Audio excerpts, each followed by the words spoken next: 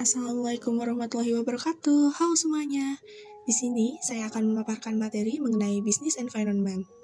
Sebelum lanjut ke materi, izinkan saya memperkenalkan diri. Perkenalkan, nama saya Septiaspatia Putri Nayana dari Prodi Akuntansi Institut Manajemen WIATA Indonesia. Untuk pembahasan materi yang pertama, yaitu mengenai pengertian Business Environment. Business environment atau lingkungan bisnis adalah segala sesuatu yang mempengaruhi aktivitas bisnis dalam suatu organisasi. Artinya, segala aspek dan faktor, baik internal maupun eksternal, yang mempengaruhi kemajuan dan kemunduran secara kuantitatif maupun kualitatif sebuah bisnis dalam suatu organisasi yang tersistematis bisa dikatakan sebagai lingkungan bisnis. Pandangan lain diungkapkan oleh Madurajev dalam bukunya, yaitu Pengantar Bisnis Salemba 4 tahun 2007, menuturkan bahwa keberhasilan suatu bisnis pada umumnya bergantung pada lingkungan bisnis.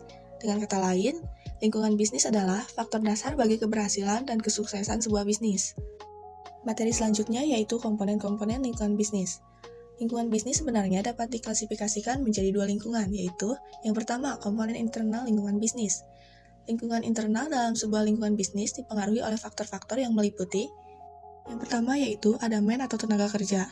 Manusia di sini sebenarnya tidak hanya berperan sebagai tenaga kerja di perusahaan, namun juga berperan sebagai konsumen dari produk perusahaan. Lalu yang kedua yaitu uang atau modal usaha. Uang atau modal usaha yaitu sejumlah uang atau barang yang dibeli dengan uang tersebut untuk membuat produk yang lain. Barang modal di sini adalah mesin, peralatan pabrik, alat-alat transportasi, dan lain-lain. Ketiga, yaitu material atau bahan baku.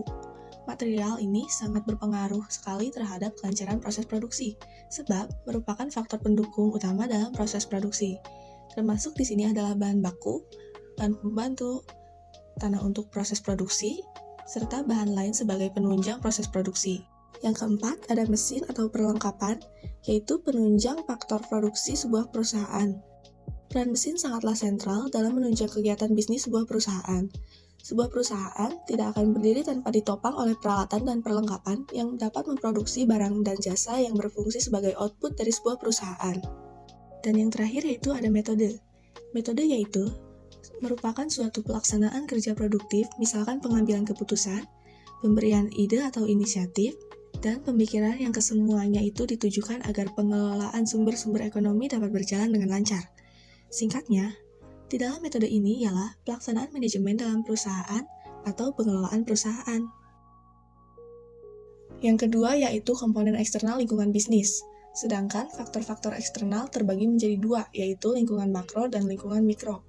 Lingkungan mikro meliputi yang pertama pemerintah, yang kedua pemegang saham, yang ketiga kreditor, yang keempat pesaing, yang kelima publik, yang keenam perantara, yang ketujuh pemasok, dan yang kedelapan yaitu konsumen. Selain lingkungan mikro, lingkungan eksternal lainnya juga dipengaruhi oleh lingkungan makro yang meliputi yang pertama lingkungan ekonomi, yang kedua lingkungan teknologi, yang ketiga lingkungan politik hukum, yang keempat lingkungan sosial kultur, yang kelima lingkungan global, dan yang terakhir yaitu lingkungan bisnis, teknologi, dan informasi. Materi selanjutnya yaitu mengenai sikap pembisnis dalam menyikapi lingkungan bisnis yang semakin dinamis. Perubahan lingkungan adalah angka kecepatan dari perubahan lingkungan umum dan lingkungan khusus perusahaan. Perubahan ini terdiri dari perubahan yang stabil, di mana angka perubahannya lambat, dan perubahan dinamis, yang di mana angka perubahan lingkungannya cepat. Perusahaan biasanya mengalami baik perubahan stabil maupun perubahan dinamis. Pengamatan terhadap perubahan dan kompleksitas lingkungan membuat para manajer dapat memanfaatkan lingkungan yang berubah dengan 3 langkah, yaitu langkah pertama yaitu pengamatan lingkungan. Pengamatan lingkungan adalah meneliti lingkungan terhadap kejadian atau masalah penting yang mungkin dapat mempengaruhi suatu organisasi. Lalu ada langkah kedua yaitu menerjemahkan faktor-faktor lingkungan. Setelah mengamati, kemudian manajer menentukan kejadian dan masalah lingkungan apa yang bermanfaat bagi organisasi. Biasanya manajer menerjemahkan kejadian dan masalah sebagai ancaman atau kesempatan. Langkah yang terakhir yaitu ada menghadapi ancaman dan kesempatan. Setelah pengamatan dan menerjemahkan sebagai ancaman kesempatan, maka manajer melakukan suatu peta keterkaitan, merangkum hubungan yang didasari antara faktor-faktor lingkungan dan kemungkinan tindakan organisasi. Sekian pemaparan materi dari saya. Semoga bermanfaat. Jangan lupa like, comment, dan subscribe. Wassalamualaikum warahmatullahi wabarakatuh.